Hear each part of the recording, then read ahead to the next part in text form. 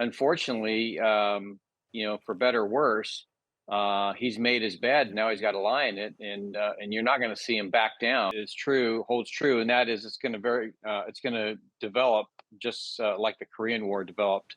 I think we're going to have a long-term stalemate in the country, and that war took, I think, 3 years. Who knows how long this will go? And I don't think we're going to end in a peace. I think we're going to end in some kind of ceasefire or armistice. Yes. Now, I mean, interesting. We see that Avril Haines, who's the director of national intelligence in the USA, where you are, she is saying that Putin seems to be now better informed about what is going on in the war, which is an interesting development if that is the case, isn't it? Because he seems to have been shielded on the truth of what's going on, how badly it's been going for the Russian side, either by acolytes or lieutenants who were perhaps shielding themselves from Putin's anger.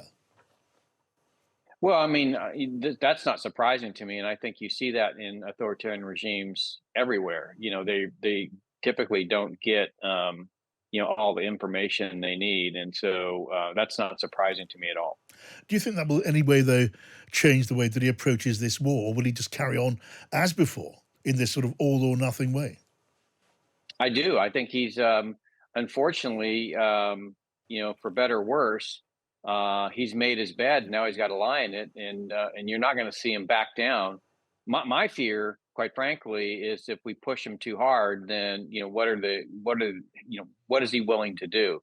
And I think to that extent, we do have to be mindful of the fact they have a lot of nuclear weapons, and I don't think that necessarily they would be inclined not to use them if they, I think he does believe that it's very much an existential issue for them, especially if they're completely pushed out. So, which, if you remember, in the Korean War, um, Mao told the United States, if you get to the Yalu River, we're going to enter the war. And MacArthur advised Truman that he was bluffing, and of course, ended up almost costing all the troops that were there. They had to evacuate them under extreme duress from the Chinese army that was about to crush them. Yeah, I wonder at what stage the relative strength or the relative, I don't know, the volume of each side's ordnance is going to tell. I'm just looking at a report now as I speak where the Ukrainian Air Force are saying that 60 out of 70 Russian missiles have been shot down today, which is not a bad record at all. Is that the way we're going to carry on in this way? Because both sides are going to run out of this equipment.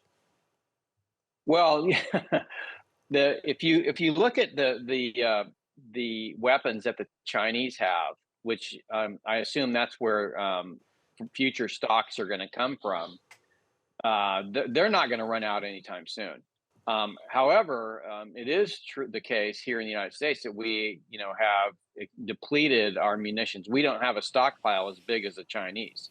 So I think when you look at Ukraine's relationship with the United States and, of course, the European allies, and you compare that to Russia's relationship with China, the one that's more prepared for a long-term sustained conflict where munitions are getting used, a lot of munitions, that's Russia. It's not Ukraine, because we don't have as much stockpile as China does. Yes, yes. Now, just looking at another report today, Putin apparently driving a Mercedes across the Kerch Bridge, which of course famously was blown up a few weeks ago. It links Crimea to Russia, which I suppose for Putin was an important gesture to make.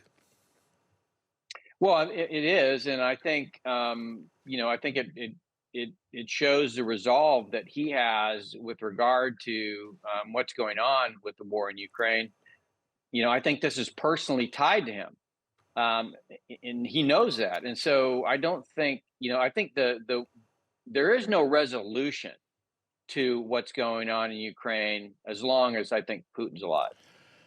Interesting. Oh, you expect a long, grim haul. I do. I do. General Robert Spalding III, good of you to join us this evening in our briefing room on the programme.